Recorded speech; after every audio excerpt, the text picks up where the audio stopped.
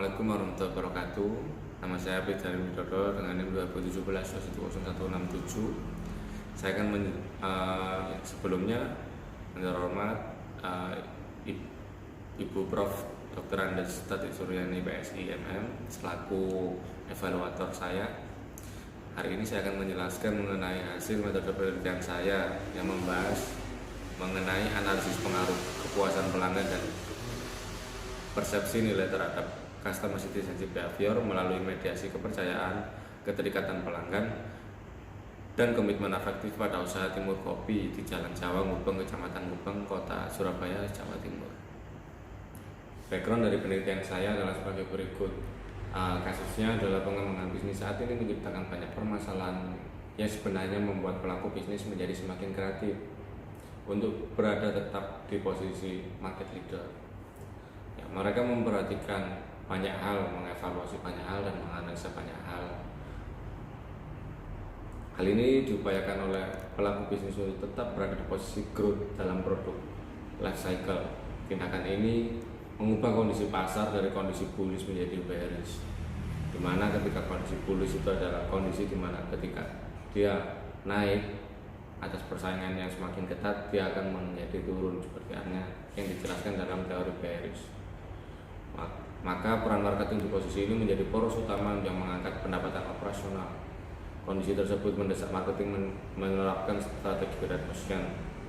Ya, lokasi yang saya teliti saat ini adalah di Kedai Kopi Timur Kopi Surabaya, dan juga hal yang akan saya teliti adalah berfokus pada strategi peningkatan income berdasarkan pencapaian customer citizenship behavior. Mengapa penelitian ini penting? Karena menurut saya banyak pelaku usaha yang tidak mengerti bagaimana mereka mungkin berfokus untuk memperoleh customer citizenship behavior, tapi pada dasarnya mereka tidak tahu hal apa yang harus mereka analisa atau hal apa yang harus mereka tingkatkan dari segi marketing mix. Rumusan masalah yang pertama adalah apakah customer satisfaction berpengaruh signifikan positif terhadap tumbuhnya afektif komitmen pada customer Timur Kopi di Surabaya. Yang kedua adalah apakah trust berpengaruh signifikan positif terhadap tumbuhnya afektif komitmen pada customer Timur Kopi di Surabaya. Yang ketiga adalah apakah customer perceived value berpengaruh signifikan positif terhadap tumbuhnya afektif komitmen pada customer Timur Kopi Surabaya. Yang keempat adalah apakah afektif komitmen berpengaruh pada customer engagement dimension dalam diri customer Timur Kopi di Surabaya. Tentang kerangka berpikir saya membagi menjadi dua semesta, relationship marketing dan juga customer engagement. Di relationship marketing ini terdiri menjadi customer satisfaction dan juga customer perceived value. Nah, dari keduanya ini itu akan dimediasi oleh trust dan juga komitmen afektif yang akan diperoleh apabila dua hal ini sudah dilakukan. Dan dari dua mediasi ini, trust dan juga komitmen afektif akan menghasilkan customer engagement. Di antaranya adalah ada 5 hipotesa. Yang pertama adalah interaksi, yang kedua attention, yang ketiga absorpsi, yang keempat adalah identification, yang kelima adalah enthusiasm. Saya mengambil 3 referensi dari penelitian terdahulu. Yang pertama adalah penelitian dari Estelle Van Tonder dan Daniel Johannes Petzer tahun 2018, di mana judul penelitian ini adalah The Irrationalship Between Relationship Marketing Construct and Customer Engagement Dimension. Dari sini saya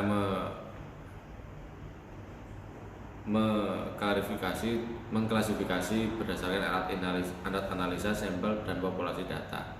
Ya, saya analisa penelitian ini termasuk penelitian eksperimental, metode pengambilan sampel, metode pengambilan sampel non probabilitas dengan teknik pengambilan sampel purposif yang hampir sama dengan apa yang akan saya terapkan.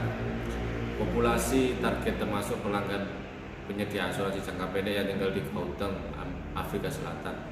Teknik analisis datanya menggunakan uji normalitas, Cronbach's Alpas. Hasil penelitian mereka menjelaskan bahwa mereka ini Customer satisfaction impacts berpengaruh positif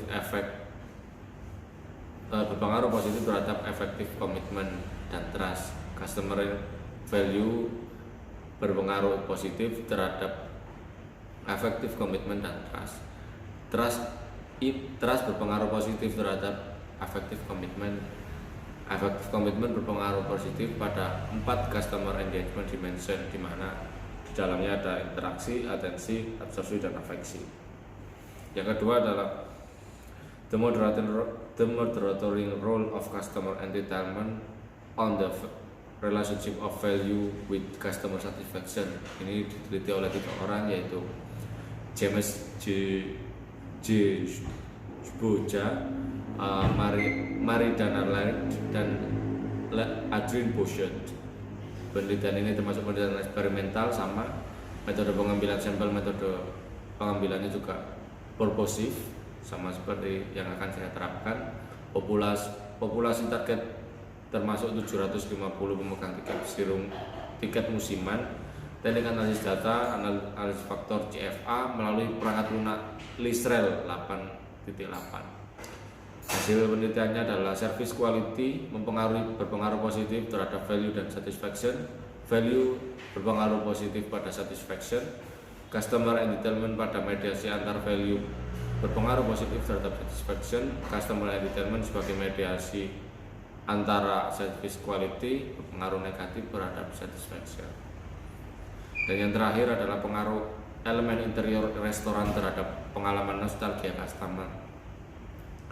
Ini diteliti oleh Miranti Sari Rama, Prabu Wardana, Lisneni Budiarti. Penelitian ini termasuk penelitian deskriptif eksploratif yang sampelnya diambil dari 44 volunteer yang merupakan mahasiswa program studi Desain Interior dan Magister Desain Fakultas Seni Rupa dan Desain Institut Teknologi Bandung. Alat analisanya menggunakan teknik analisis data ANOVA SPSS. Hasil penelitiannya, tipe informasi akuntansi dan non akuntansi berpengaruh positif terhadap resensi efek. EOS tipe informasi akuntansi berpengaruh positif juga terhadap resensi efek.